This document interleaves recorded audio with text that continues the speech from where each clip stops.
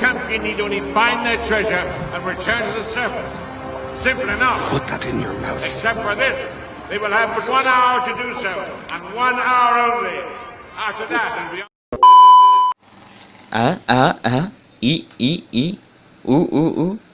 I love you. Hai, Dede. Masih dengan saya sendiri di sini, menung seorang diri. Wok. Buat kalian tetap santuy, tetap nikmati video yang akan kami suguhi di sini. Jangan lupa jaga kesehatan, apalagi sekarang musim hujan. Selain banyak genangan air, juga banyak genangan kenangan. Aduh, siah boy. Gak usah lama-lama lagi, langsung aja kita masuk ke videonya. Hayu jeletot. Mantap. Harry Potter and the Goblet of Fire adalah film keempat dari seri Harry Potter yang diadaptasi dari penulis bestseller J.K. Rowling dan disutradarai oleh Mike Newell dan dirilis pada tanggal 18 November 2005. 3 hari setelah dirilis, film ini memperoleh pendapatan kotor sebesar 102 juta US dollar. Pendapatan untuk minggu pertama yang paling tinggi di antara film Harry Potter yang lain. Film ini mendapatkan nominasi untuk Best Art Direction di ajang Academy Award 2006. Mari kita lanjutkan pada scene pertama. Scene awal ditunjukkan Harry terbangun dari mimpi buruk di mana pria Frank Bryce terbunuh usai tidak sengaja mendengar Voldemort berkonspirasi dengan Peter Pettigrew dan sosok pria yang tidak diketahui dari mana asal-usulnya. Lalu, scene berpindah.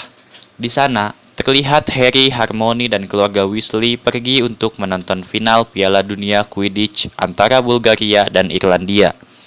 Saat malam hari tiba, terjadi kekacauan di perkemahan. Para pelahap maut yang mengenakan topeng muncul dan membakari tenda-tenda. Harry terpisah dari teman-temannya dan sempat pingsan. Ia juga sempat melihat sesosok bayangan menggumamkan sesuatu dan mengirimkan tanda kegelapan ke angkasa. Tetapi ketika Ron dan Hermione tiba, orang tersebut telah pergi. Mereka pun nyaris dituduh sebagai orang yang melepaskan tanda kegelapan tersebut. Scene selanjutnya, terlihat Harry, Ron, dan Hermione kembali ke Hogwarts untuk melanjutkan tahun keempatnya. Mereka dikejutkan dengan berita bahwa Hogwarts menjadi tuan rumah untuk penyelenggaraan turnamen Triwizard, sebuah turnamen yang diadakan untuk mempererat persaudaraan antar sekolah sihir. Turnamen ini diikuti oleh dari 3 sekolah berbeda. 2 sekolah lain yang mengikuti turnamen ini adalah Akademi Sihir Beauxbatons, pimpinan Madame Maxim, dan Institut Durmstrang yang dipimpin oleh Igor Karkaroff. Setiap sekolah akan diwakili oleh 1 juara sekolah yang akan dipilih setelah memasukkan nama mereka ke dalam piala api. Selang beberapa waktu, scene berpindah ke tempat diletakkannya piala api. Piala api telah memuntahkan 3 nama untuk 3 sekolah, yaitu Fleur Delacour dari Beauxbatons, Victor Krum dari Durmstrang, dan Cedric Diggory dari Hogwarts. Ketika semua orang mengira seleksi telah berakhir, namun ternyata piala api kembali memuntahkan 1 nama, yakni Harry Potter. Semua orang mengira Harry berhasil mengelabui piala tersebut karena usia Harry belum mencukupi untuk turnamen tersebut. Lalu, Mad-Eye Moody, yaitu guru pertahanan terhadap ilmu hitam Hogwarts tahun ini, menepiskan anggapan mereka yang menuduh Harry dan mengatakan bahwa dibutuhkan sihir yang sangat kuat untuk merekayasa piala api. Meski kedua sekolah lain mengajukan protes, akhirnya Harry ditetapkan sebagai salah satu juara. Lanjut.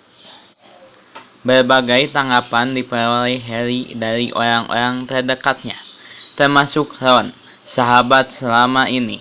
Ia agak cemburu dengan tampilan Harry sebagai juara, dan mereka sempat tidak berbicara satu sama lain. Hermione percaya bahwa bukan Harry yang memasukkan namanya ke dalam piala api. Sirius yang masih dalam pelarian memperingatkan Harry untuk berhati-hati karena peserta turnamen sangat rentan terhadap kecelakaan. Di tugas pertama, keempat juara diperintah untuk mengambil telur emas dari seekor naga, di mana di dalam telur tersebut berisi petunjuk untuk tugas kedua. Harry dan ketiga juara lain berhasil mengambil telur emas dan lolos dari serangan naga. Scene berganti pada perayaan hari Natal. Di Hogwarts diadakan pesta dansa, di mana para juara diwajibkan memiliki pasangan, karena mereka akan melakukan dansa pembukaan. Harry yang mengincar si Ravenclaw yang cantik yaitu Cho Chang ternyata kalah cepat dari Cedric Diggory. Akhirnya Harry ke pesta tersebut berpasangan dengan Parvati Patil dan Ron dengan Padma Patil, serta Hermione berpasangan dengan Victor Krum, Sikar Nasional Bulgari, sang juara Durmstrang. Tugas kedua adalah menyelamatkan Sandra di bawah laut. Sandra Harry adalah Ron, Sandra Krum adalah Hermione, Sandra Cedric adalah Cho Chang, dan Sandra Fleur adalah adiknya, Gabriel. Fleur tidak bisa menyelamatkan adiknya akibat serangan Grindylow. Harry yang mengira tugas ini betul-betul serius memaksakan dirinya membebaskan Ron dan Gabriel sekaligus, sehingga ia dipermalukan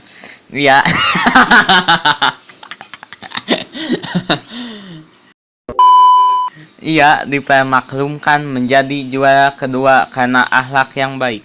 To rescue not only Mr. Weasley, but the others as well. We've agreed to award him second place. Setelah tugas kedua, Harry menemukan mayat Bertie Crouch, wakil dari Kementerian Sihir, untuk turnamen Triwizard, dan bergegas mendatangi kantor Dumbledore untuk melaporkannya. Sesampainya di sana, Harry diminta untuk menunggu di kantor Dumbledore. Dan saat itulah Harry masuk ke dalam pensif, membawa Harry ke dalam ingatan Dumbledore bertahun-tahun yang lalu, ketika kementerian mengadili putra Bertie Crouch dengan tuduhan sebagai pelahap maut. Lanjut. Scene berlanjut pada tugas ketiga yang merupakan sebuah labirin yang telah diberi berbagai rintangan. Piala api terletak di tengah labirin tersebut. Siapa yang terlebih dahulu menemukan piala tersebut, dialah yang tampil sebagai juara turnamen Triwizard. Cedric dan Harry masuk terlebih dahulu, diikuti Krum dan terakhir Fleur. Dalam tugas ini, ternyata Krum telah berada di bawah kutukan Imperius, dan ia menyerang siapa saja yang ditemuinya. Krum juga menyerang Fleur.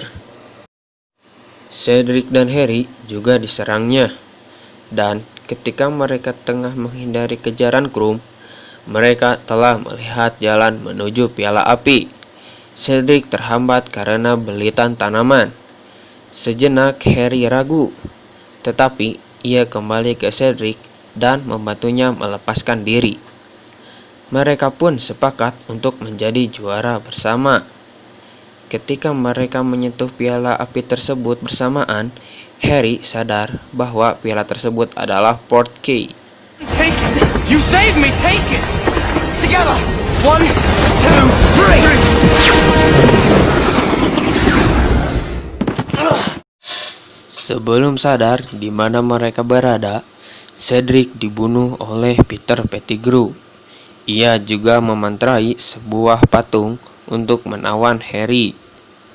Mulailah ritual pembangkitan Voldemort. Dengan kengerian luar biasa, Harry menyaksikan Voldemort hidup kembali dan segera reunian dengan para pelahap mautnya yang segera berjajar satu persatu di sisinya. Harry menyaksikan satu persatu mereka membuka topengnya dan melihat bahwa Lucius Malfoy ada di antara mereka. Voldemort bermaksud membunuh Harry dengan cara duel. Namun, ketika tongkat mereka bertemu, terjadilah efek yang sangat langka yang disebut sebagai priori instantatem. Tongkat Voldemort mengeluarkan bayangan orang-orang yang pernah dibunuhnya, termasuk orang tua Harry. Ayah dan ibu Harry menyuruhnya untuk kembali ke piala agar dapat kembali ke sekolah. Maka Harry sambil menyeret tubuh Cedric kembali menyentuh piala yang membawanya kembali ke Hogwarts. Para penonton yang mengira mereka telah mendapatkan piala bersorak kegirangan. Sebelum kemudian berganti dengan jeritan histeris ketika sadar bahwa Cedric Diggory telah menjadi mayat. Harry yang tengah kalut dibawa oleh Moody kembali ke kastil. Dan beberapa saat kemudian terkuaklah rahasia bahwa ternyata selama ini dia adalah Barty Crouch Jr. yang ditugasi untuk membawa Harry di malam Voldemort bangkit kembali. Mamat. Bagaimana dengan ceritanya? Semoga bisa memuaskan hasrat serta kebutuhan jasmani dan rohani yang ada di dalam tubuh Anda. Jangan lupa di-subscribe karena saya lihat banyak yang melihat tapi tidak mengikuti ya. Sombong amat Anda ini. Masya Allah. Jangan lupa di komen dan like juga ya. Cukup sekian karena kecaketan sudah melanda tubuh saya. Hatur nuhun baraya sadayana. Wassalam.